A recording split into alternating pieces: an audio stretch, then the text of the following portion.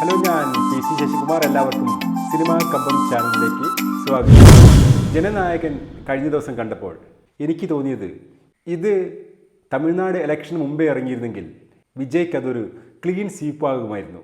വെറുതെയല്ല censor board ഈ cinema ഇലക്ഷന് മുമ്പ് ഇറങ്ങാൻ സമ്മതിക്കാതിരുന്നത്. ഒരു ഡൈ ഹാർഡ് വിജയ് ആരാധകരെ മാത്രമല്ല, സാധാരണ പ്രേക്ഷകനെയും പൊതുജനത്തെയും എല്ലാം തന്നെ ഇംപ്രസ് ചെയ്യുന്ന രീതിയിലാണ് ഈ സിനിമ എടുത്തു വച്ചിരിക്കുന്നത്. ഇതൊരു പ്രകടന പത്രിക തന്നെയാണ്, ഒരു മാനിഫെസ്റ്റോ ആണ് വിജയുടെ ഈ സിനിമ എന്നത്. തെലുങ്കിലെ ബാലയ്യ സിനിമയുടെ റീമേക്കാണ്. അങ്ങനെയാണെങ്കിലും പകുതി വരെ ഈ സിനിമ ആ ബാലയ്യയുടെ ആ റീമേക്ക് ഫോളോ ചെയ്യുന്നുണ്ടെങ്കിലും പകുതിക്ക് ശേഷം ഇത് പൂർണ്ണമായും വിജയ് തൻ്റെ റിയൽ ലൈഫിൽ പൊതുജനങ്ങളോട് പറയാനുള്ളത് റിയൽ ലൈഫിലൂടെ തുറന്നു പറയുന്ന ഒരു പ്രകടന പത്രിക തന്നെയാണ്. അതാകട്ടെ അതിൻ്റെ എല്ലാവിധ മാസോടും സ്വേഗോടും കൂടി ത്രസിപ്പിക്കുന്ന BGMൽ കുറുക്കിക്കൊള്ളുന്ന വാക്കുകളിലൂടെ ജനങ്ങളിലേക്ക് എത്തിക്കുകയാണ് ഈ സിനിമകളിലൂടെ വിജയ് ചെയ്തിരിക്കുന്നത്. ഈ സിനിമയെ പറ്റി പറയുകയാണെങ്കിൽ നമുക്കറിയാം, മറ്റ് വിജയ് സിനിമകളെ പോലെ തന്നെ ഈ സിനിമയും നമ്മളൊരു ലോജിക്ക് വെച്ച് ആലോചിച്ചാൽ എവിടെ എത്തില്ല.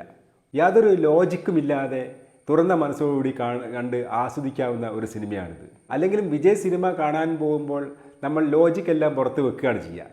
തൻ്റെ സിനിമകൾക്ക് ലോജിക്കില്ല എന്ന ലോജിക്ക് വെച്ചുകൊണ്ടാണ് വിജയ് തൻ്റെ സിനിമകളെ വൻ വിജയമാക്കി മാറ്റിയത്. അല്ലെങ്കിലും സിനിമകളൊക്കെ കാണുമ്പോൾ പ്രത്യേകിച്ച് നമ്മൾ മലയാളികൾ അതിൻ്റെ ലോജിക്കിനെ പറ്റി വളരെ ഉത്കണ്ഠാകുലരാണ്.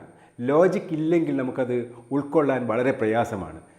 ഓരോ സംഭവങ്ങളും കാര്യകാരണ സഹിതം മുന്നോട്ട് നീങ്ങണമെന്ന് ശഠിക്കുന്ന ആൾക്കാരാണ് നമ്മൾ. ആ സിനിമ മാത്രമേ നമ്മെ തൃപ്തിപ്പെടുത്തൂ, അത് മാത്രമേ നമുക്ക് ഉൾക്കൊള്ളാനും കഴിയൂ. എന്നാൽ സിനിമകളിൽ ലോജിക്ക് വേണമെന്ന് നാം പറയുമ്പോൾ നാം നമ്മുടെ ജീവിതത്തിലേക്ക് നോക്കുകയാണെങ്കിൽ, ജീവിതത്തിൽ സംഭവിക്കുന്ന സംഭവങ്ങളൊക്കെ നോക്കുകയാണെങ്കിൽ അതിന് പലപ്പോഴും നമ്മൾ പറയുന്ന അത്ര ലോജിക്കൊന്നും ഉണ്ടാവണമെന്നുമില്ല. എല്ലാം കാര്യകാരണ സഹിതം സംഭവിക്കുന്ന സംഭവങ്ങളാണ് നമ്മുടെ ജീവിതത്തിൽ ഉണ്ടാകുന്നത്. അങ്ങനെയാണെങ്കിൽ ഉദാഹരണമായി എടുക്കുക, വിജയ് തന്നെ എങ്ങനെയാണ് ഒരു 6 മാസം കൊണ്ട് തമിഴ്നാടിൻ്റെ മുഖ്യമന്ത്രിയായി മാറുക? ഏത് ലോജിക്കിൻ്റെ അടിസ്ഥാനത്തിലാണ് അദ്ദേഹം മുഖ്യമന്ത്രിയായി മാറിയത്? അദ്ദേഹം മുഖ്യമന്ത്രി ആയത് വെച്ചിട്ടൊരു സിനിമ എടുക്കുകയാണെങ്കിൽ ആ സിനിമ യാതൊരു തരം ലോജിക്കില്ലാത്ത സിനിമയായിട്ട് നമ്മൾ കാണും. കാരണം ഒരു രാഷ്ട്രീയ പാർട്ടി രൂപീകരിക്കുക, 6 മാസം കൊണ്ട് അത് ഭരണത്തിലെത്തുക, ഇതിന് മുഖ്യമന്ത്രിയാവുക, ഇതിന് എന്ത് ലോജിക്കാണ് നമുക്ക് സിനിമയിൽ കാണാൻ കഴിയുക?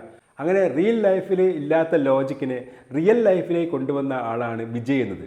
അതുകൊണ്ട് തന്നെ വിജയ് എന്ന സിനിമ നടൻ്റെ ജീവിതം പരിശോധിക്കുകയാണെങ്കിൽ അവിടെ നമ്മൾ സാധാരണ ഉപയോഗിക്കുന്ന ലോജിക്കിൻ്റെ അളവുകോലുമായിട്ട് പോയാൽ പലപ്പോഴും നമുക്ക് തെറ്റിപ്പോവുകയുള്ളൂ. വിജയേക്കാളും ഒരു കാലത്ത് ജനശ്രദ്ധ നേടിയ ആരാധകരുള്ള നടനാണ് ശ്രീ രജനീകാന്ത്. എന്തുകൊണ്ടാണ് രജനീകാന്തിന് ആഗ്രഹമുണ്ടായിട്ടും രാഷ്ട്രീയത്തിൽ പ്രവേശിക്കാനും തമിഴ്നാട് മുഖ്യമന്ത്രി ആവാനും കഴിയാതിരുന്നത്? വിജയിനെ പോലെ തന്നെ ലോജിക്കില്ലാത്ത സിനിമകളെടുത്ത് പ്രേക്ഷകരുടെ കയ്യടി വാങ്ങിയ ഒരു നടനാണ് രജനീകാന്തും. വിജയും അദ്ദേഹം തമ്മിലുള്ള വ്യത്യാസം എന്നത്, വിജയ് തൻ്റെ സിനിമകളെപ്പോലെ തന്നെ തൻ്റെ ജീവിതവും ലോജിക്കില്ലാതെ പ്രവർത്തിക്കുമെന്നും ലോജിക്കില്ലാതെ മുന്നോട്ട് കൊണ്ടുപോകാമെന്നും അത് അത്ഭുതങ്ങൾ കാണിക്കുമെന്നും ഉറച്ചു വിശ്വസിച്ചിരുന്നു. എന്നാൽ രജനീകാന്തിനെ സംബന്ധിച്ചിടത്തോളം തൻ്റെ സിനിമകൾ കണ്ട് കൈയടിക്കുന്ന ആൾക്കാർ പൂർണ്ണമായും തനിക്ക് റിയൽ ലൈഫിൽ സപ്പോർട്ട് ചെയ്യുമെന്നും അങ്ങനെ പെട്ടെന്ന് നമുക്ക് തനിക്ക് ഒരു ഇലക്ഷനിലൂടെ മുഖ്യമന്ത്രിയാകാമെന്നുള്ള കാര്യത്തിൽ ഒരു സന്ദേഹിയായിരുന്നു. ആ സന്ദേഹമാണ് അദ്ദേഹത്തെ രാഷ്ട്രീയത്തിൽ ഇറങ്ങുന്നതിൽ നിന്നും പിൻവലിപ്പിച്ചത്. എന്നാൽ വിജയിനെ സംബന്ധിച്ചിടത്തോളം അങ്ങനെ ഒരു സന്ദേഹത്തിന് യാതൊരു സ്ഥാനവും അദ്ദേഹം റിയൽ ലൈഫിൽ കൊടുത്തില്ല.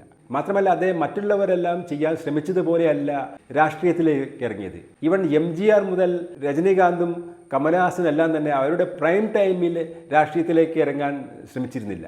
അവരവരുടെ പ്രൈം ടൈം കഴിഞ്ഞ് ഒരു വിശ്രമവേളയിലേക്ക് എത്തുമ്പോഴാണ് രാഷ്ട്രീയത്തെ തിരഞ്ഞെടുക്കുന്നത്. അതുകൊണ്ട് തന്നെ അവരുടെ സാന്നിധ്യം അല്ലെങ്കിൽ അവരുടെ തീരുമാനം എന്നത് ഒരു റിലവൻ്റ് ആയ അല്ലെങ്കിൽ ഒരു അപ്ഡേറ്റഡ് ആയ ഒരു തീരുമാനമായി മാറിയില്ല എന്നുള്ളതാണ് സത്യം. എന്നാൽ വിജയ് ആകട്ടെ തൻ്റെ ഏറ്റവും പീക്കായ ഒരു സമയത്ത് തന്നെയാണ് തൻ്റെ ഇങ്ങനെയുള്ള ഒരു തീരുമാനം പ്രഖ്യാപിക്കുന്നത്. ഇത് പ്രേക്ഷകരെ സംബന്ധിച്ചിടത്തോളം ഒരു തരത്തിൽ അവരുടെ ഹൃദയം പൊട്ടുന്ന ഒരു തീരുമാനമായിരുന്നു. അവർക്ക് സങ്കല്പിക്കാവുന്നതിനും സഹിക്കാവുന്നതിനും അപ്പുറമായിരുന്നു. വിജയ് തങ്ങൾക്ക് റിയൽ ലൈഫിൽ നഷ്ടപ്പെടുമെന്ന് കണ്ടപ്പോൾ അദ്ദേഹത്തിനെ റിയൽ ലൈഫിൽ തങ്ങളുടെ കൂടെ നിർത്താനാണ് അവർ ആഗ്രഹിച്ചത്. കാരണം അത്രയും അവർ വിജയുമായി ഒരു വൈകാരികമായ ഒരു അടുപ്പം ഉണ്ടാക്കിയിരുന്നു. അത് വിജയ് സാധ്യമാക്കിയത് അദ്ദേഹം തൻ്റെ അവസാന സിനിമകളിലെ രക്ഷകൻ ഇമേജ് കൊണ്ട് മാത്രമല്ല, അതിനു മുമ്പുള്ള ഒരു വിജയ് ഉണ്ടായിരുന്നു. ആ വിജയ് എന്നത് അവരുടെ മനം കവർന്ന, അവരുടെ ഹൃദയത്തിലേക്ക് ഇറങ്ങിയ വിജയായിരുന്നു. അദ്ദേഹത്തിൻ്റെ ആദ്യകാല സിനിമകൾ പരിശോധിക്കുകയാണെങ്കിൽ പ്രത്യേകിച്ചും തുള്ളാതെ മനവും തുള്ളും, ഖുഷി, പ്രിയമാനവളെ തുടങ്ങിയ അങ്ങനെയുള്ള അദ്ദേഹത്തിൻ്റെ മാസ് ഹീറോ അല്ലാത്ത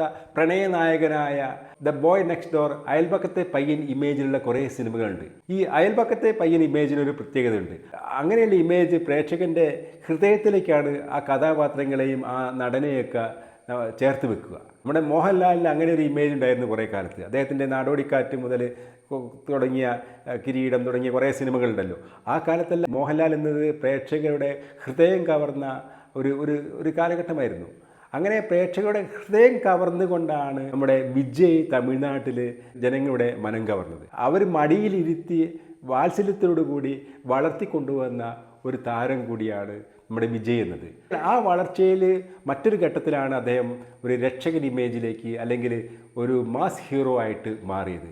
തങ്ങളുടെ ആശകൾ പ്രാവർത്തികമാക്കാനുള്ള ഒരു രക്ഷകനായി, തങ്ങളുടെ ഒരു ഹീറോ ആയി തങ്ങൾ വാത്സല്യത്തോടു കൂടി കൊണ്ടുനടന്ന വിജയ് മാറിയത് അവർ രണ്ട് കൈ നീട്ടി സ്വീകരിക്കുകയും ചെയ്തു. വിജയുടെ സിനിമകളെല്ലാം പരിശോധിച്ചാൽ നമുക്ക് മനസ്സിലാവും, അതിലെല്ലാം തന്നെ അതിയായ സ്നേഹത്തിൻ്റെ ഒരു അംശം എല്ലാത്തിലും ചേർത്ത് വെച്ചിരിക്കും. അത് പ്രണയിനിയോട് മാത്രമല്ല, അതിനപ്പുറം സഹോദരിയോട്, അമ്മയോട്, അനിയനോട്, ചേട്ടനോട്, കുടുംബത്തോട്, പിന്നീട് അവസാനം നാട്ടുകാരോടും ഉള്ള ഒരു പാസം, അങ്ങനെ അമ്മപ്പാസവും സഹോദരി പാസവും എല്ലാം ചേർത്ത മിക്സ് ചെയ്ത സിനിമകളായിരുന്നു അദ്ദേഹത്തിൻ്റെതായി പിന്നീട് ഇറങ്ങിയിട്ടുള്ളത്. അങ്ങനെ തൻ്റെ സിനിമകളിലൂടെ, തൻ്റെ കഥാപാത്രങ്ങളിലൂടെ അദ്ദേഹം ജനങ്ങളുടെ ഹൃദയത്തിൽ വേരുറപ്പിക്കാൻ വേണ്ട മനഃപൂർവ്വമായ ശ്രമങ്ങൾ അദ്ദേഹം നടത്തിയിരുന്നു എന്ന് മനസ്സിലാക്കാം. അദ്ദേഹം രാഷ്ട്രീയ പാർട്ടി ഉണ്ടാക്കിയത് ഏതാനും മാസങ്ങൾക്ക് മുമ്പാണെങ്കിലും അതിനു മുമ്പ് തന്നെ അദ്ദേഹത്തിൻ്റെ ഫാൻസ് അസോസിയേഷനുകൾ തമിഴ്നാട്ടിലാകെ 10,000-കണക്കിന് പ്രവർത്തിച്ചു തുടങ്ങിയിരുന്നു. അങ്ങനെ ഈ ഫാൻസ് അസോസിയേഷനുകളുടെ പ്രവർത്തനം ഓരോ ബൂത്തുകളും കേന്ദ്രീകരിച്ച് സംഘടിപ്പിക്കുന്നതിൽ വിജയ് വളരെയധികം ശ്രദ്ധിച്ചിരുന്നു എന്ന് തന്നെയാണ് നമുക്ക് മനസ്സിലാക്കുന്നത്. ഇങ്ങനെയുള്ള ഈ ഫാൻസ് അസോസിയേഷനെയാണ് അദ്ദേഹം അവസാനം പെട്ടെന്നൊരു ദിവസം രാഷ്ട്രീയ പാർട്ടി രൂപീകരിച്ചപ്പോൾ തൻ്റെ രാഷ്ട്രീയ പാർട്ടിയുടെ വിവിധ ഘടകങ്ങളാക്കി മാറ്റിയത്.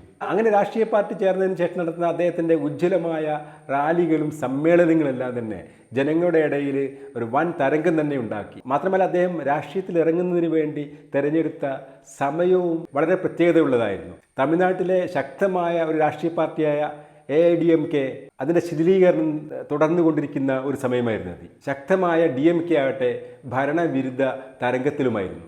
അങ്ങനെ ഈ എല്ലാം ഒത്തുചേർന്നപ്പോൾ അവിടെ ഒരു നായകനെ പോലെയാണ് വിജയ് അവതരിച്ചത്. മാത്രമല്ല അദ്ദേഹത്തിൻ്റെ തുരുപ്പ് ഷീട്ടായി ഇലക്ഷന് തൊട്ടുമ്പ് ഇറക്കാനായി ഉണ്ടാക്കി വെച്ച ഒരു ബോംബ് തന്നെയായിരുന്നു ഈ ജനനായകൻ എന്ന സിനിമ. ഇനി ആരെങ്കിലും അദ്ദേഹത്തിൽ നിന്നും അകന്നു നിൽക്കുന്നുണ്ടെങ്കിൽ അവരെയും കൂടി തന്നിലേക്ക് അടുപ്പിക്കുന്ന രീതിയിൽ ഒരു 500 കോടിയുടെ PR വർക്കായിരുന്നു ഈ സിനിമ എന്നത്. എന്നാൽ നിർഭാഗ്യവശാൽ അദ്ദേഹത്തിന് ഈ സിനിമ ഇലക്ഷന് മുമ്പ് പുറത്തിറക്കാൻ കഴിഞ്ഞില്ല എന്നുള്ളത് അദ്ദേഹത്തിന് വലിയൊരു ആഘാതം തന്നെയായിരുന്നു. പുറത്തിറങ്ങിയിരുന്നെങ്കിൽ തീർച്ചയായും ഈ സിനിമ വൻ വിജയം നേടുക മാത്രമല്ല, ആ വിജയം ഇലക്ഷൻ ഒരു ക്ലീൻ സ്വീപ്പ് നേടുന്നതിന് അദ്ദേഹത്തെ സഹായിക്കുമായിരുന്നു. അവരെത്ര ശ്രമിച്ചിട്ടും ഈ സിനിമ ഇലക്ഷന് മുമ്പ് ഇറക്കാൻ കഴിയാതെ വന്നപ്പോൾ ഈ സിനിമ ആരോ ലീക്ക് ചെയ്തു എന്നുള്ള ആരോപണം ഉണ്ടായിരുന്നു. അങ്ങനെ കുറേ പേർ ഈ സിനിമ തങ്ങളുടെ മൊബൈലിൽ കാണാനിടയായിട്ടുമുണ്ട്.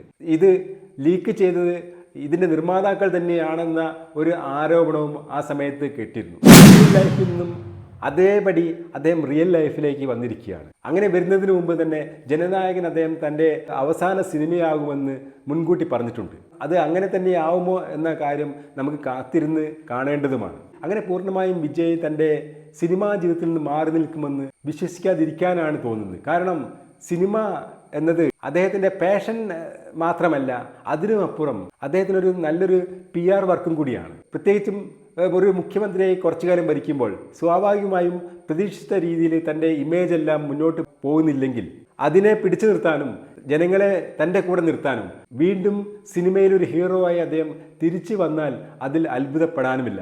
കാരണം തൻ്റെ സിനിമകൾക്ക് ലോജിക്ക് വേണ്ട എന്നും ആ ലോജിക്ക് ഇല്ലായ്മയാണ് തൻ്റെ വിജയത്തിൻ്റെ ലോജിക്കെന്നും തിരിച്ചറിഞ്ഞ ആളാണ് ദളപതി വിജയ്. ഈ വീഡിയോ ഇവിടെ അവസാനിക്കുന്നു. ഈ വീഡിയോ ഇഷ്ടപ്പെട്ടാൽ തീർച്ചയായും ലൈക്ക് ചെയ്യുക, കമൻറ്റ് ചെയ്യുക, സബ്സ്ക്രൈബ് ചെയ്യുക.